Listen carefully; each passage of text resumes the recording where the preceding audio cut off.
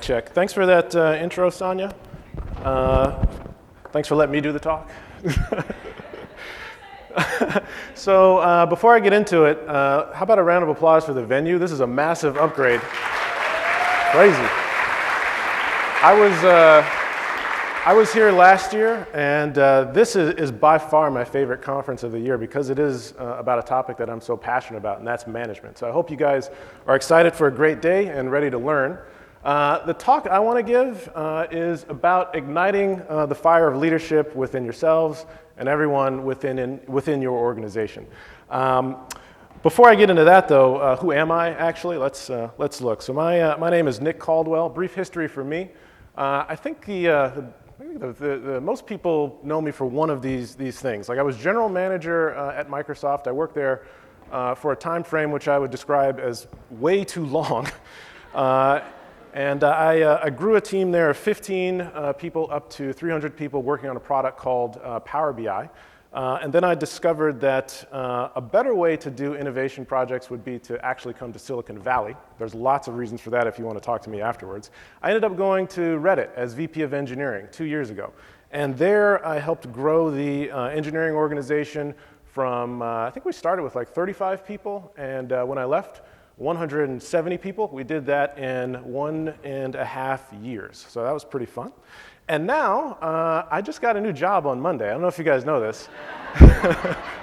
So I'm going to talk about some Reddit stuff here, but I'm actually Chief Product Officer at Looker. So we're not going to talk about Looker. Hopefully there's some customers in the audience that you guys are enjoying the product. But here we're going to talk a little bit about what was happening at Reddit and some challenges that we face there. So let me just give you a quick summary of some of the challenges. I talked about the first one, which was day one, CEO asked me to triple the team size within a year. Now, we ended up quintupling it, but we had a big challenge, make that team grow so we could accomplish all of the goals that we wanted to achieve. The other problem that we had was really about setting up what I would call foundation for leadership within the company. When I joined Reddit on day one, I walked in the door, and there were no managers, no directors. There were a bunch of people calling themselves tech leads. If anyone can define that for me crisply, please follow up after the talk. But there were no managers, and I do think that you need to figure out your management structure if you're going to scale, certainly if you're going to hire 100 plus folks. So I'll just quickly talk about one way we address that. How many of you guys have ever seen the movie Blade Runner? Blade Runner? Oh, excellent. Okay, this is a very geeky audience. So if you haven't seen it, in the movie Blade Runner, it is about a bounty hunter who has to hunt down androids. And unfortunately, all the androids look like human beings. So they have a test. It's called the Voight-Kamp test. And what they do is they sit you down on this lie detector test, and they ask you a few questions, and they try and distinguish whether or not you're a human. That's okay, green check mark. Or you're an android where they take you out back and shoot you. We did the same thing for our tech leads. Sorry. I got a weird sense of humor, y'all. So just briefly what we did was we had a test. We took a tech lead in, we asked them a few questions, and we did this over the course of several weeks, doing one-on-ones and some. So it wasn't really like we hooked people up to a lie detector test, but a few questions. Do you care more about people or architecture? What are your thoughts toward shipping on a deadline?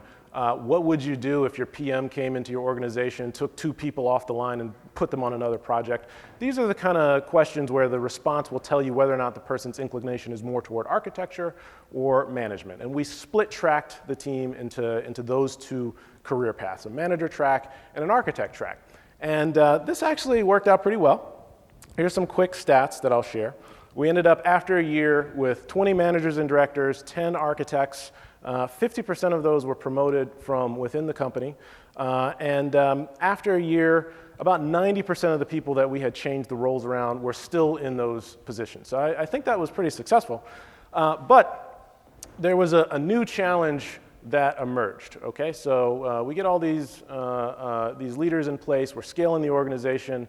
CEO pulls me aside one day. Well, I'll be honest, we were at a bar. CEO pulls me aside at a bar. We're having a drink. He says, Nick, I remember when the company was 10 people, that anyone I could talk to on the floor acted like a leader, like an owner. Any one of those 10 people, if a problem happened, they would swarm and do whatever it took to figure it out.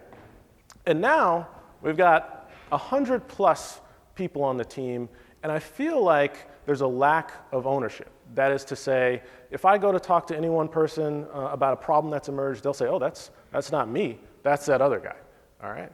And the question is, how can we scale leadership? How do we get the sense that we had with 10 people, that everyone's an owner, to scale to 100 people? And he's not far off. This is a challenge. For those of you who haven't recognized this, this is the Microsoft org chart. And I think it largely represents the challenge that my CEO was describing. As your company scales, you get more specialization and focus. You're trying to optimize for efficiency. But you get politics and boundaries, and you do lose that sense of ownership. Not for your particular area necessarily, but the holistic sense of ownership that you are responsible for everything that is coming out of the company. That is what is harder to recognize. And the impact of that is pretty significant. Now, I don't know if you guys have heard of Blind. Blind is a pretty terrible product, but occasionally they do something good for humanity. They take polls about management and leadership. So the impact of bad leadership, you can imagine, lower productivity, lower retention for people working in your organization, interestingly, less development. People get less motivated to improve themselves. And then for you, new managers, poorer delegation. It's going to be harder for you to scale if you can't figure out how to pull leaders out of your org. And then the final thing, which I thought was really interesting, and I pulled this stat from Blind, is burnout. The number one source of burnout, according to Blind, is poor leadership and unclear direction. It is even a higher source of burnout than work overload, which is astounding to me. So this can have a real impact on your team and your company as a whole. So that is what this talk is about. I hope I've queued you up for something interesting. Are you guys still with me? Okay, good. That's what we're going to talk about. If you don't like this topic, my wife's going to be up later in the day. She'll have something a little bit more fun to talk about. Now, how do we scale? How do we take that one leader and get them to cover the entire organization? I'm going to give you, I believe, 3 tips and 3 tools that will help you solve this problem. And the idea is that you take these back to your organizations, hopefully apply them, and start to generate leaders within your team. All right, let's get going. Tool number 1, and this is an idea and a tool. The idea is that leadership isn't management. And this is a big challenge. A few weeks ago, I had a mentee come into my office, and he was saying something that really struck me as disturbing. He said, I was having a conversation with my manager, and my manager said, you are not ready to lead yet. You need to practice the following skills. You need to be a little bit more better about presenting. You need to do blah, blah, and blah. And it struck me as odd for several reasons. The primary one being that there was a conflation of management with leadership. The idea that you had to have people reporting to you in order for you to be a leader within the organization. So if you guys believe that, I'm going to spend the next 5 minutes trying to tear that idea apart, okay? So let's start. Leadership versus management. Managers, I do think, as a professional manager, play an incredibly important role within an organization. You have got to be responsible for quality, for processes, for hiring and retaining talent. You're really kind of the machinery that keeps all of your deliverables clocked and on time, keep your people happy and motivated to an extent. I think managers play an incredibly important role in the stable production of quality software. Now, leaders, I will challenge you to say that they may have a different role. Specifically, I don't think leaders are about stability. I think leadership really is about change. It's about looking for things that are not optimal or new opportunities that you need to chase after. And the way that you capture those opportunities is not necessarily through rigorous discipline and pushing tickets across a Kanban board. The way leaders get those things done is they inspire. They take the idea and they translate it into something that large groups of people can get passionate and inspired about. And I think that's the way I think about the distinction between management and leadership. Now, if you look up on the internet, what is leadership, you will get a lot of really weird-ass search results. So I've done that work for you. This is the best version of it I could find. This is an unattributed quote. Leadership is working with goals and vision. Management is working with objectives. Now, I do think that this is still an oversimplification, that no one has really quite figured this out. So I thought I'd, instead of trying to define it, maybe tell you one of my favorite stories about the difference between management and leadership. So let's do that. You guys ever heard of the Manhattan Project? I hope you have. Very, very important moment in world history, World War II. One of the largest logistical and managerial projects really in the history of mankind, critical to ending World War II, and had an impact on really everything after that. And it brought together hundreds of thousands of people across the country, multiple companies all pitching in to organize a very, very large secretive project. Now, there are two leaders primarily associated with the Manhattan Project. One more of a manager, and the other seen as the leader. Let's talk about the leader. You guys know Robert Oppenheimer? All right. Brilliant physicist, PhD physicist. He was the person that gathered together the scientists to inspire them toward the goal of completing the Manhattan Project, a project which most people thought was absolutely impossible. And he was the guy that wrangled them and inspired them to come into work every day and give it a shot. Now, here's a quote from one of the people that worked for Robert Oppenheimer. On my deathbed, I hope that someone says this about me. Like, let me just share it with you. This is the leader of the Manhattan Project. It says, he knew how to organize, cajole, humor, soothe feelings, how to lead powerfully without seeming to do so. He was an exemplar of dedication, a hero who never lost his humanness. Gee, Jesus Christ, I hope someone says that. Now, so this is the leader of the project, right? Now, this guy goes on. Disappointing him somehow carried with it a sense of wrongdoing.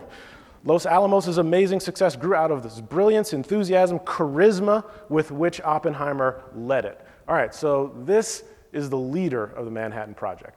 Now, as I described, this is a gigantic endeavor, required pulling together multiple industries, hundreds of thousands of people. You can't purely do that with inspiration. You're going to need to pair Oppenheimer up with a brilliant manager. So that manager's name was Leslie Groves.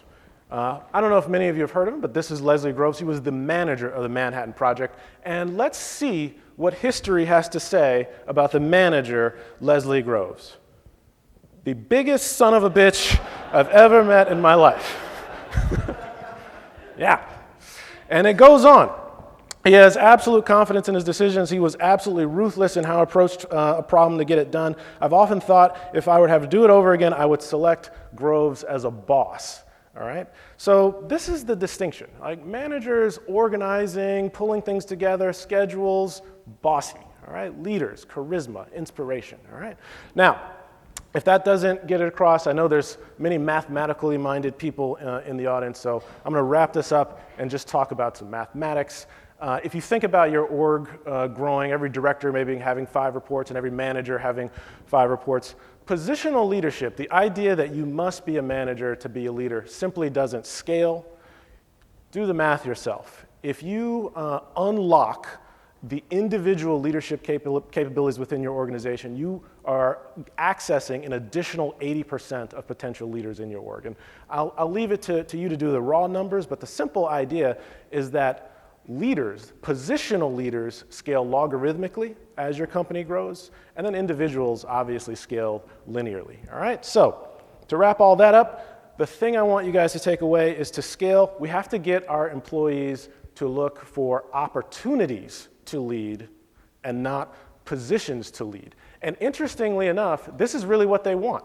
I found this survey from McKinsey, and I won't read everything on it, but what the important stat here says is that opportunities to lead to result in better retention and better employee happiness than other incentives, including financial incentives. People would rather like a sponsored opportunity, ability to step up and make an impact before they would like an increase in their paycheck. So please remember that. Now, The question is, how do you find opportunities to let people lead? Now, I'm going to give you the first tool, and I call it leadership breadcrumbs, all right? So leadership breadcrumbs, how does this work? Now, you as managers have incredible oversight of what's going on across not just your own team, but the broader organization. So my suggestion is going to be that at your next team meeting, when you're sitting there looking at Kanban boards and asking people whether or not they're on time and da-da-da-da-da, what you need to try and do is pull some of that context, that broader context, the problems that you or your peers or even the executives in the organization are facing, try and pull that into your team meetings and push it down into the organization. So provide visibility, step one. What is going on? What problems are you dealing with? Step two, this is where it gets a little bit tricky. Invite discussion about those problems. Now, I didn't say invite complaining about those problems. I said invite discussion about those problems. So if you've got a challenge, try and put it in front of your team members. And then step three, this is where you really got to bear down and get comfortable. You got to be patient. Okay, you're going to do this a few times, and the first few times your reports are going to say, why the hell is my manager talking about this stuff? You're going to do it again and again and again. And eventually what you'll see is someone in the room is eventually going to spark and understand that, oh, the reason my manager is saying this is so that I can step up. And maybe they'll say, oh, I've got an idea. That's phase one. And then maybe phase two might be, not only do I have an idea, I've maybe thought about how to solve it and I've put some time in. And then what you really want to see when you hit is phase three. Not only did I have an idea, I put some time in, I talked to 3 other people and they're helping me with it. And that is when you're starting to spark leaders. And when you see that occur, the final step is immediately sponsor and reward that person. Now, this doesn't mean approve every random project that someone comes up with on your team. What it means is encourage them. Because what you're trying to do, again, is find leaders. So if someone steps up, say, even if it's just to say, yeah, great idea, we'll follow up after the meeting and talk about next steps, go for it, all right? So that's tool number 1, leadership breadcrumbs, okay?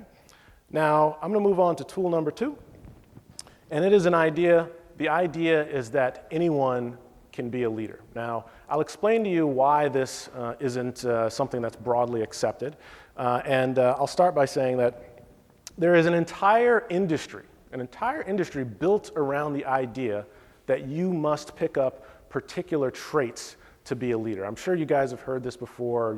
You've maybe heard about different classes or courses. I want to talk about a few of them because more than $24 billion a year is spent on leadership training. And I myself have put quite a bit of my own money into this pool. So I'm not making fun of you if you've done it, but let's talk about a few. And I bet everyone in this room has done at least a few of these things. The first one is books. You know, Radical Candor, Good to Great. I'm sure all of you guys have a shelf full of these things, whether or not you've read them or not. They at least make you feel some kind of way, you feel better. Courses, Dale Carnegie course, make you a better speaker, right? You know, Toastmasters, those sort of things. Those are about $500 a pop. $2,000 for Dale Carnegie. Now let's amp it up a little bit. Let's get to the real leaders, the people who really want to try. Seminars. So you can go to a seminar with Magic Johnson, Sylvester Stallone, Tony Robbins, and Pitbull. This is not a Pitbull concert. This is a photo of a leadership seminar with Pitbull. I know I want you, you know. So anyway, that's about $10,000. And then there's the granddaddy of them all. I'm sure you guys are probably thinking ahead. There's a granddaddy of them all for people who want to become leaders. Here it comes.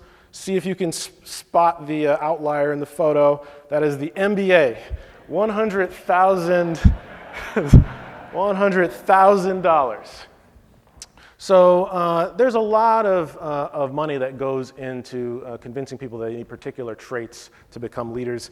Now, I've thought about this a long time, and I did another round of research. I went on Google, I looked at Forbes Leadership Council, I looked at a lot of different things. The best source of this, by the way, if you're interested, is Project Oxygen by Google. They did a pretty good summary of capturing leadership traits. And I tried to summarize what people think are the top 5 most important qualities for a leader: vision, empathy, empowerment, charisma, and expertise in a particular domain. So that's what they say you need to be a leader. I thought to myself, let's test this. Let's see if this is actually true. Are those the things that every leader is required to have? And we're going to do that with some of our favorite technical visionaries. Let's start. Let's start with an easy one. Steve Jobs. Very visionary, very charismatic. Now, where's his negatives? Empowering, all right? So this is an org chart of Apple that's floating around on the internet, and you'll notice that all of the spokes in the org chart point directly at Steve Jobs. Very, very controlling of what was built. Now, let's move on, number 2. This is not actually a military ranger. This is, for those of you that don't recognize him, this is Jeff Bezos from Amazon. And I would say he is one of the more empowering leaders that there is. If you guys have ever read about Jobs' approach, you ever two pizza teams, he's got a very empowering philosophy about how he builds his organizations. But he's also got some negatives. Let's go to that. Amazon warehouse workers skip bathroom breaks to keep their jobs, report says. That does not sound very empathetic to me. And if you read through the Amazon leadership principles, hints of that idea actually sneak through here and there. So much more of a bias toward empowering in teams, maybe not so much on empathy. Now, one of the next ones is my favorite. This is a personal hero of mine, Elon Musk. Absolute technical expertise. He is running more companies than he can handle, and in fact, that is his weakness. He is burning out.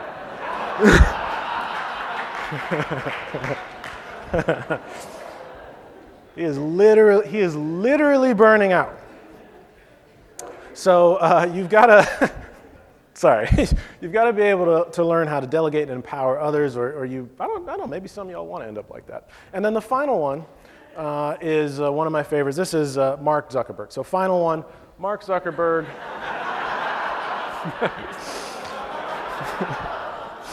Vision and expertise, no question, vision and expertise. But there are entire internet communities devoted to determining whether or not this man is actually an android. So, so the question then is, how are you supposed to know? All right, if you're looking for a leader, how do you know if this nerd lawyer or the stoner with an unfortunate hat, how do you know that these people are going to both end up being Nobel Prize winners? How do you know? And I'll give you a quick story, because I'm going to transition this and talk to you about a tool. So a quick story about that. When I was a new manager, I actually believed in traits. I would look for specific traits to follow, and I would say, oh, that guy's a leader. And I'll tell you a quick story about it, where I learned that I needed to be careful of this. So I needed to hire a machine learning architect for our organization. This was many, many years ago. And I was doing the interview loops. A guy comes in, and the key thing about him, really, really quiet. You ever go to one of those interviews where you spend like the first 10 minutes trying to just drag the person's name out? So very, very, very quiet person. But just absolutely destroyed all the coding questions, architecture questions, et cetera. Really, really brilliant kind of person. Now, we get round to the hiring panel, and I'm the hiring manager, so I go last. Everyone else goes before me. Hire, hire, hire, hire. Great guy. Gets to me, and I say, you know what?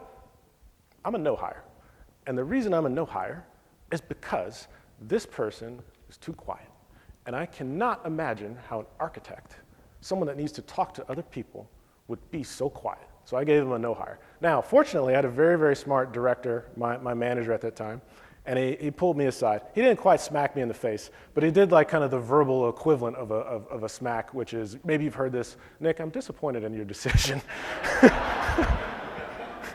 Yeah, so if you ever hear that, that's what that means. That's a verbal smack. So he said, why don't we give him a hire, and then we'll see what happens. The guy's name was Ted. So Ted, we gave Ted the hire. Ted ended up being by far the best engineer on our team. I worked with Ted for the next 5 years. And Ted went on to teach all of our engineers on the team, modern machine learning techniques. We became one of the forerunners within Microsoft, one of the people who had the latest and greatest. He was talking about TensorFlow before this thing was even remotely possible. And many years later, I asked Ted, at a bar, what was that about? Like, I remember our first meeting, you were so quiet. You didn't strike me at all as someone who would come in and transform our technical roadmap. And Ted said, well, Nick, you may not know this, but before I joined, I was working at DuPont. And I was working on the software controllers for laundry machines. The first time I really got to be passionate about something I was working on was when I joined this company and got to do machine learning. And it was the passion for ML that unlocked my leadership technique. So that is the thing that I remember. So the point of that story is instead of traits, instead of Tony Robbins and Pitbull telling you what to do, look for passion. And again, for the mathematically minded in the audience, I'm always going to try and back up this. So there was a study done, a longitudinal study done in 1992 by Caldwell and Prattler. This is a very well-known study. 1,500 participants were surveyed. The question of, would you choose your career because of passion, or are you doing it because you want to make money? And they monitored these people for 20 years. At the end of 20 years, there was 101 millionaires. 100 of those millionaires chose passion. Only one person who started their career choosing money ended up being a millionaire. So there is a lot of value in passion. So the tool that I want to give you guys to take home with you is, how do you unlock passion? How do you know what the people on your team are passionate about, the things that they might go on to become leaders like Ted, all right? So I call this the blue flame. The blue flame is when you have perfect alignment between an individual's passion and what the organization needs. And a part of your job as a manager is to continually try and keep this alignment, the blue flame, for every person that reports to you. So here's a tool. We call it the blue flame chart, and it maps the intrinsic motivators, what people are inherently passionate about, against extrinsic motivators, things that the organization needs. And you can figure this out either by filling out this chart, which I think might be a little bit overkill, but you can take some of these questions into your next one-on-one and try and figure out the alignment. So intrinsic motivators, what would you do if nobody was telling you what to do? What problems are unaddressed that you think our team should try to fix? And more simply put, what do you want to learn? Intrinsic motivators. Extrinsic motivators come from you, the manager, and your management chain. What are the major problems faced by the organization? What are problems that are hitting us from the industry? These are extrinsic motivators.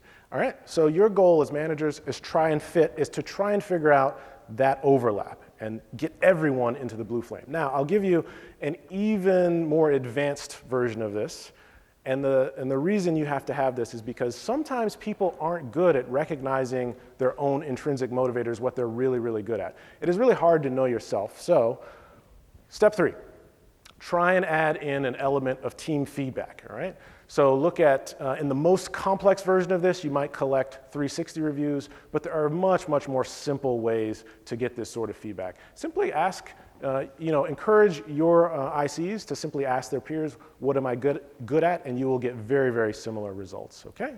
All right, so now we have a tool for finding what people are passionate about. And previously, we have a tool for figuring out opportunities, all right? Now, we still need to figure out how to spark leaders, okay? So even if you have all those things, it is very, very likely that your potential leaders will still not spark. And the question is, why do people who have passion and opportunity not take it to the next level?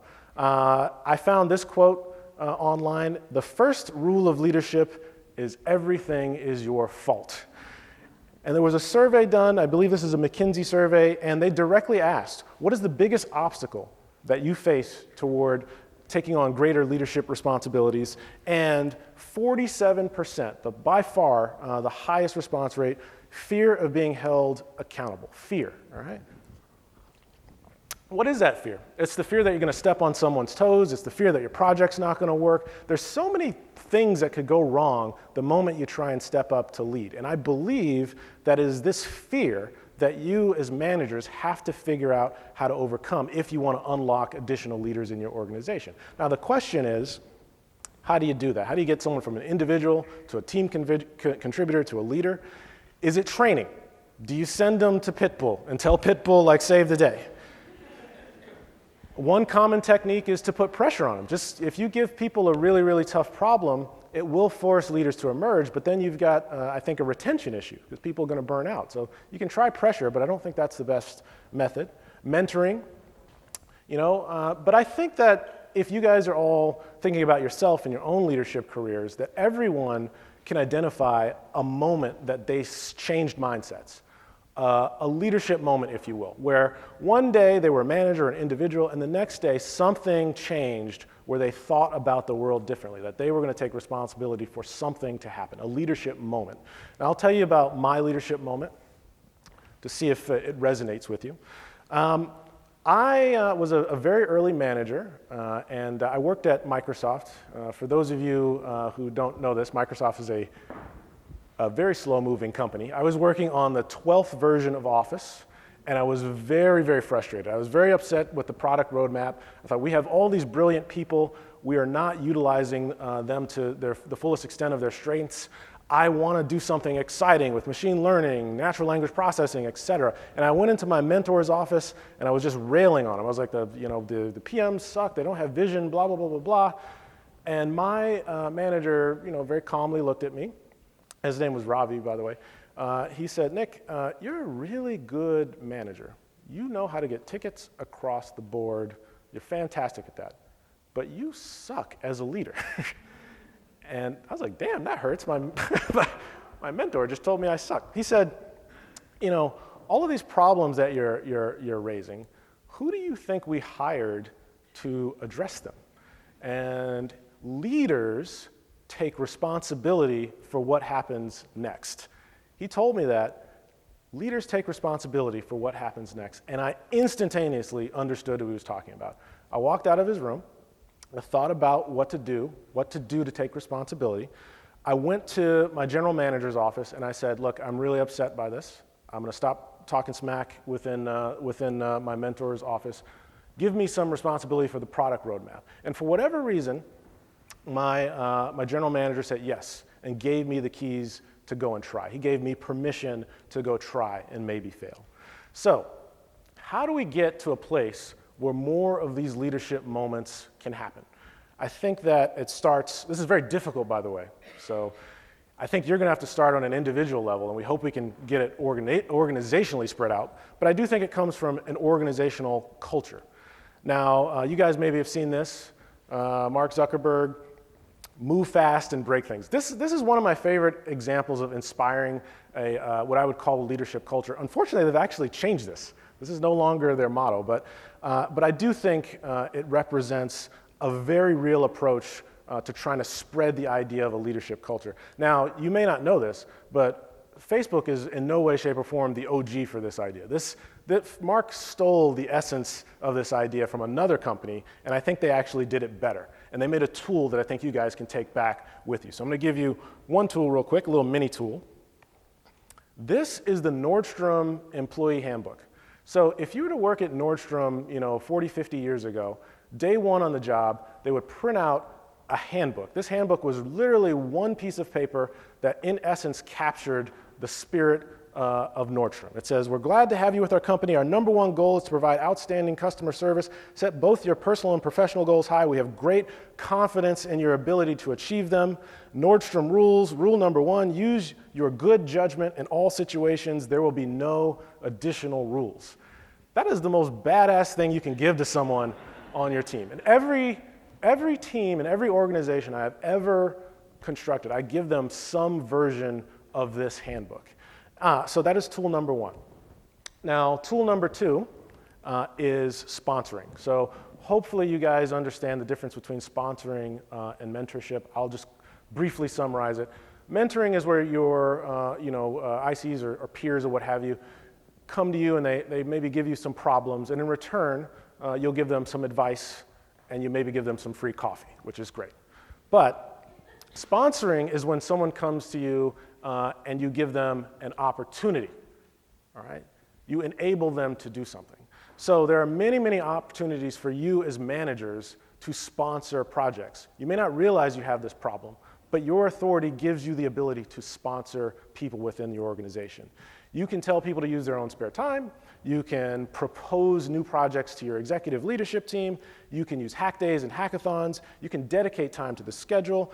But the idea is that you find someone who's a budding leader within your organization, ready to take the leap, but is afraid of what might happen, and help them push their idea forward. And then give them all the credit if things go through, right? Go well. Now, I think I'll summarize all this. Oxygen, fuel, and a spark are what are required to make a fire. Opportunity, passion, and permission are what is required to make a leader, all right? Now, I didn't just come up with all this in a vacuum. We actually took many of these principles and applied them at Reddit. Oh, crap. Turn that off. Are you trying to Oscar me out of the... I still got 5 minutes, y'all. Wait a second. So here's what happened when we rolled out these 3 approaches at Reddit. On a technical contribution basis, and again, this is all people completely volunteering their own time to kickstart the projects. Continuous integration, continuous deployment, performance testing, Kubernetes and microservices, breaking up our monolith and starting to bring Kubernetes into the organization, and then porting our entire API layer to GraphQL, all started as these individual passion projects. Saving the company millions of dollars and increasing performance on our site quite a bit. And then the second thing, which I think is even more interesting, is the people contributions. Our employee mentoring program was started by engineers who felt passionate about mentoring. Deep Learning and Training Guild, someone was really, really excited about TensorFlow and wanted to teach it to the rest of the organization. That ended up resulting in a lot of time on site improvements at Reddit. And then finally, this one feels near and dear to me. The charity that I started came as a result of me going to my exec team and asking permission to try something. So we started a charity, my wife and I, and also we encourage Reddit to create Reddit for good. All right? So a lot of good things can come out of that. So hopefully these are tools you guys can take back to your organization. Because I was granted extra time as the keynote speaker, I thought I would also sneak in a few more things. So just 4 super quick tips for what it means to be a modern leader, all right? And I want you to take these home with you and also use them as your careers progress. Number 1, leaders embrace change. What you're seeing on this diagram, this is a chart of every web UI development framework between 1999 and 2016, all right? So the funny thing is, like, since I've been doing this talk, 3 more frameworks have come out. Leaders embrace change, and I think you need to get okay with that. The instant you start to get comfortable is also the instant you need to start thinking about looking for the next challenge, all right? Tip number 2, your network is your net worth. So if frameworks and tech are changing all the time, that means that the code that you write is a depreciating asset, but I'm telling you that your network is an appreciating asset. All the people that you meet, the connections you make, the people that you impress, all grow in value over time. And as leaders, you should start as soon as possible to work on your public brand, reputation, et cetera. Modern leaders can use social networks in ways that have never been available before to have influence not just within their company, but throughout the entire tech ecosystem. All right? No more collecting business cards. If you work on your brand, trust me, the opportunities will come to you.